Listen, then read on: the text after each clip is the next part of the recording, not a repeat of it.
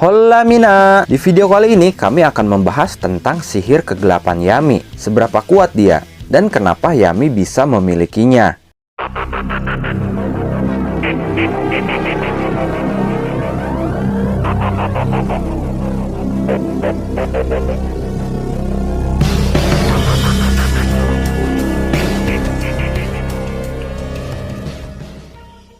Oke, kita langsung masuk saja ke pembahasannya. Sihir kegelapan merupakan sihir yang super langka. Bahkan seseorang yang sangat fanatik terhadap sihir-sihir aneh, yaitu Julius pun belum pernah mendengar yang namanya sihir kegelapan. Di dunia Black Clover hingga saat ini hanya ada satu orang yang diketahui sebagai pengguna sihir kegelapan ini. Dia adalah Yami Sukehiro, Kapten Kesatria Sihir Squad Black Bull. Sihir kegelapan memungkinkan pengguna untuk membuat dan memanipulasi kegelapan itu sendiri. Dari kelangkaan ini menimbulkan pertanyaan, dari mana sebenarnya sihir kegelapan ini berasal?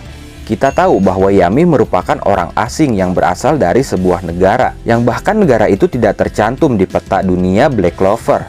Atau bisa kita katakan negara Yami yaitu negeri matahari berada di luar peta Black Clover. Apakah sihir kegelapan berasal dari negeri matahari ini? Sepertinya bukan. Negeri matahari sendiri dikenal dengan ilmu berpedangnya dan sebuah kemampuan seperti indera keenam yang bisa mendeteksi keberadaan dan serangan musuh yang tidak terlihat oleh mata, yang disebut dengan Ki. Sejauh ini kita tidak pernah mendengar bahwa di negeri matahari menggunakan sihir sebagai kekuatan utama mereka. Di sini kalian pasti bertanya, lalu kenapa Yami bisa menggunakan sihir? Nah, di sini menjadi poin pentingnya. Yami sebelumnya tidak bisa menggunakan sihir sama sekali. Yami bisa menggunakan sihir ketika dia terdampar di kerajaan Clover. Itu pun tidak langsung bisa menggunakan sihir. Butuh beberapa tahun hingga Yami akhirnya bisa menggunakan sihir. Tepatnya ketika dia mendapatkan Grimoire dalam upacara penerimaan Grimoire di Menara Grimoire. Hal ini sangat mungkin terjadi karena kita sebelumnya tidak pernah diperlihatkan Yami menggunakan sihir kegelapannya sebelum dia menggunakan Grimoire-nya. Sejak dia terdampar di kerajaan Clover, Yami beradaptasi dengan lingkungan sekitar. Dia terkenal sebagai anak berandalan dan nakal. Dia bersama Nahato menjadi buronan para kesatria sihir kerajaan Clover. Tapi saat itu para penduduk hanya membicarakan kenakalan dia saja. Penduduk tidak membicarakan tentang sihir Yami. Alasannya karena pada saat itu bahkan Yami memang belum memiliki sihir. Tapi ketika Yami mendapatkan Grimoire dan mendapatkan sihir kegelapannya, seketika para penduduk langsung membicarakan Yami. Mereka heran seorang warga asing bisa mendapatkan Grimoire dalam upacara penerimaan Grimoire di Menara Grimoire. Bahkan mereka pun menghujat Yami. Karena sihir yang dia dapatkan itu yaitu sihir kegelapan dianggap sebagai sihir yang mengerikan. Bahkan sihir itu dikatakan bisa membawa sebuah bencana. Jika Yami sudah memiliki sihir kegelapan sebelum mendapatkan Grimoire, seharusnya para penduduk sudah membicarakan tentang sihir Yami ini. Dan tidak hanya membicarakan kenakalan Yami saja. Ketika Yami pertama kali mendapatkan Grimoire pun, ekspresi Yami terlihat sangat heran dan bingung. Dia seperti bertanya-tanya kenapa dia bisa memiliki sihir, yang bahkan sebelumnya dia tidak tahu sihir itu apa. Ini adalah bukti tak terbantahkan lagi bahwa sebelum mendapatkan Grimoire, Yami benar-benar tidak memiliki sihir sama sekali. Kasus Yami ini sedikit berbeda dengan Yuno. Yuno memang warga asing kerajaan Clover. Dia berasal dari kerajaan Spade. Tapi dia sama seperti Yami. Dia bisa mendapatkan Grimoire Clover walaupun mereka bukan berasal dari kerajaan Clover. Perbedaannya, Grimoire Clover berdaun 4 yang Yuno miliki sebenarnya bukan ditujukan kepada Yuno, tapi ditujukan kepada jiwa elf yang berada di dalam tubuh Yuno. Karena jiwa elf Yuno ini berasal dari kerajaan Clover, jadi wajar dia mendapatkan Grimoire Clover. Yuno pun akhirnya mendapatkan Grimoire asli miliknya sendiri, yaitu Grimoire Spade saat dia kembali ke kerajaan Spade. Artinya, konsep penerimaan Grimoire ini, seseorang harus menuju atau berada di negara asalnya untuk bisa menerima Grimoire miliknya sendiri. Sedangkan Yami berbeda, dia warga asing yang masih belum diketahui asal-usulnya. Tapi dia bisa mendapatkan Grimoire di kerajaan Clover. Ini sesuatu yang masih jadi pertanyaan. Mungkinkah ada sesuatu di dalam diri Yami? Ataukah Yami memang berasal dari kerajaan Clover? Masih tanda tanya di sini. Tapi jika kalian perhatikan kasus Yami ini sama persis dengan Asta, di mana Asta juga baru bisa menggunakan anti sihir ketika dia mendapatkan Grimoire.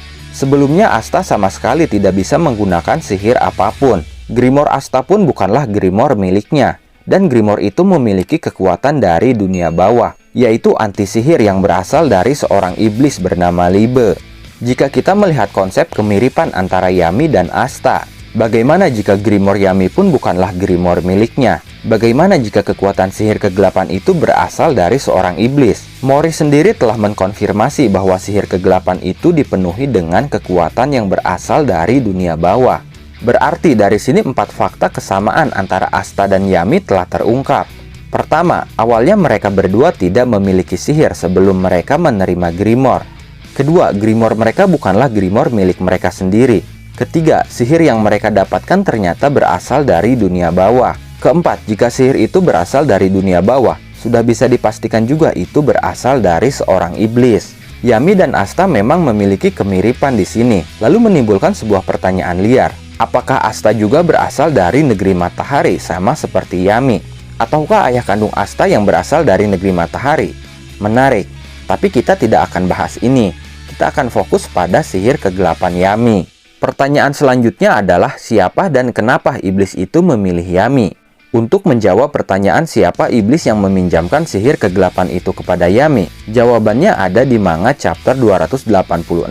Ketika Nahato mencoba melakukan ritual pengikatan kontrak dengan salah satu iblis tingkat tertinggi, yaitu Lucifugus yang mendukung 3 pilar iblis penguasa dunia bawah. Ketika Nahato berhasil memanggil Lucifugus, Lucifugus justru menyerang semua orang yang berada di tempat itu dengan sebuah sihir misterius berwarna hitam. Di tubuh Lucifugus pun muncul aura hitam yang sangat identik dengan aura sihir kegelapan milik Yami. Sihir hitam itu melenyapkan semua orang tanpa sisa. Orang-orang tersebut seperti dihisap dan hanya menyisakan pakaiannya saja. Ini terlihat sama dengan kemampuan sihir kegelapan Yami, di mana sihir kegelapan Yami ini mampu menghisap mantra dan sihir, bahkan sihir cahaya sekalipun, terutama melalui lubang hitamnya. Tapi sihir Lucifugus ini mungkin berada di tingkat yang lebih tinggi, di mana dia bisa menghisap mana seseorang hingga tubuh orang tersebut lenyap. Mungkin saja Yami juga memiliki kemampuan ini, tapi dia belum mencapai level itu. Selain itu, sihir misterius ini membuat Nahato tidak bisa bergerak. Lagi-lagi hal ini sama dengan sihir kegelapan Yami. Jika kalian ingat ketika Yami melawan Patri, sihir Patri sempat dihisap, lalu tubuh dia pun tidak bisa bergerak. Alasan tubuh mereka tidak bisa bergerak adalah karena sihir kegelapan ini kebalikan dari sihir cahaya, di mana sihir cahaya bersifat cepat, sedangkan sihir kegelapan ini kebalikannya, yaitu bersifat lambat atau melambatkan. Mereka sebenarnya bukan tidak bisa bergerak, tapi tubuh mereka melambat hingga terlihat seperti tidak bisa bergerak. Karena sifat melambatkan ini jugalah Yami membutuhkan waktu lama untuk melemparkan sebuah mantra sihir. Tapi Yami mengakalinya dengan menggunakan sihir penguatan dan juga memperkuat kekuatan fisiknya. Selain itu, Yami mengakalinya dengan cara menyalurkan sihir kegelapan itu ke dalam katananya. Dia menjadikan katana sebagai alat pelempar sihir kegelapan, sehingga sihir kegelapan itu tidak berefek kepada dirinya secara langsung. Inilah alasan Yami tidak pernah menggunakan sihir kegelapannya secara langsung tanpa disalurkan ke dalam katananya. Dari bukti-bukti itu kita bisa berasumsi bahwa sihir Lucifugus adalah sihir kegelapan, dan sihir kegelapan Yami bisa saja memang berasal dari Lucifugus. Yami menggunakan sihir kegelapan ini bukan berarti dia dirasuki atau sudah menjalin kontrak dengan Lucifugus. Konsepnya tidak seperti itu. Dia hanya menggunakan sihir kegelapannya tanpa menjalin kontrak apapun. Kasus ini lagi-lagi sama persis seperti Asta. Sebelum Asta menjalin kontrak dengan Libe, Asta pun sudah bisa menggunakan anti sihirnya. Lalu ada pertanyaan juga, kenapa Yami tidak memiliki tanduk atau tanda kutukan karena telah menggunakan sihir terlarang atau sihir kegelapannya? Alasannya, karena Yami tidak menggunakan sihir kegelapan itu melalui tubuhnya langsung. Dia menyalurkan sihir itu ke dalam katananya. Itu menyebabkan tanduknya tidak tumbuh di kepalanya. Hal ini pun sama persis dengan Asta. Dia menggunakan anti sihirnya melalui pedangnya, sehingga tidak menimbulkan tanduk di kepalanya. Ketika Asta menggunakan anti sihir itu tanpa pedang, tanduk pun muncul. Sejak Ratu Penyihir menghilangkan batas pada anti sihir Asta, Asta bisa menyalurkan anti sihir ke dalam tubuhnya atau lengan kanannya, atau biasa disebut dengan mode hitam. Dan saat itu seketika muncul tanduk di kepala bagian kanan Asta. Mungkin jika Yami menggunakan sihir kegelapannya melalui tubuhnya langsung, seketika tanduk pun akan tumbuh di kepalanya. Tapi sepertinya mustahil Yami menggunakan sihir kegelapan melalui tubuhnya langsung.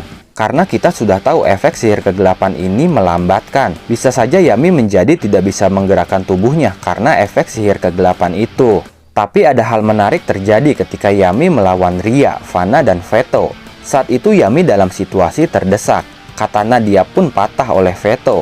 Yami mengatakan dia akan melampaui batasnya. Ketika Ria, Vanna, dan Veto menyerang bersamaan, kemudian datang Jack, Nozel, dan Charlotte. Yami terselamatkan, tapi Yami justru berkata, "Yang benar saja, di saat aku akan membangkitkan kekuatan tersembunyiku, kalian malah muncul." Ya, kekuatan tersembunyi. Apa yang dimaksud Yami ini? Sepertinya ini berhubungan dengan kekuatan kegelapan milik Lucifugus yang akan bangkit sepenuhnya. Lalu pertanyaan selanjutnya, kenapa Yami yang terpilih untuk menggunakan sihir kegelapan itu? Dan tujuannya untuk apa? Lucifugus sepertinya mempunyai rencana besar juga. Dia tahu bahwa sihir kegelapan bisa membuka gerbang dunia bawah. Tapi gerbang dunia bawah itu hanya bisa dibuka dari dunia manusia. Oleh karena itu dia meninggalkan Grimoire yang sudah dibubuhi dengan sihir kegelapan. Hingga suatu saat ada orang terpilih yang cocok dan sempurna untuk menerima Grimoire beserta sihir kegelapan itu.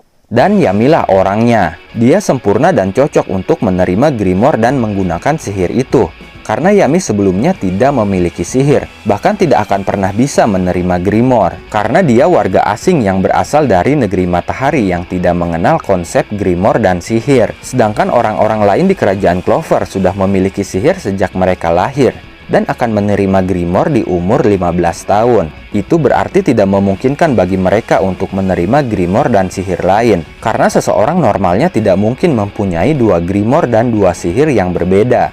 Pengecualian untuk Yuno yang memiliki 2 Grimoire dan 2 sihir karena memiliki jiwa elf, Charmy yang memiliki 2 sihir karena seorang hybrid, dan Mars yang memiliki 2 sihir karena Grimoire-nya telah dimodifikasi. Jadi Yami benar-benar cocok untuk menerima Grimoire beserta sihir kegelapan itu. Tujuan Lucifugus sendiri sudah jelas terungkap saat ini, di mana Yami dijadikan sebagai tumbal ritual pohon klipot untuk membuka gerbang dunia bawah. Bagaimana menurut kalian? Silahkan diskusikan di kolom komentar. Teori ini saya ambil dari beberapa sumber dan referensi yang berbeda. Untuk sumbernya saya cantumkan di deskripsi. Oke, mungkin cukup sekian pembahasan kali ini. Terima kasih sudah menonton video ini sampai akhir. Mohon maaf jika ada kesalahan dalam narasi maupun dalam terjemahan dan penyebutan istilah asing. Tetap nantikan konten Black Clover dan konten menarik lainnya hanya di channel ini. Dan jangan lupa bantu subscribe, like, komen, dan share videonya. Jangan lupa juga nyalakan loncengnya supaya kalian update terus dengan channel ini. Terima kasih dan sampai jumpa di video selanjutnya.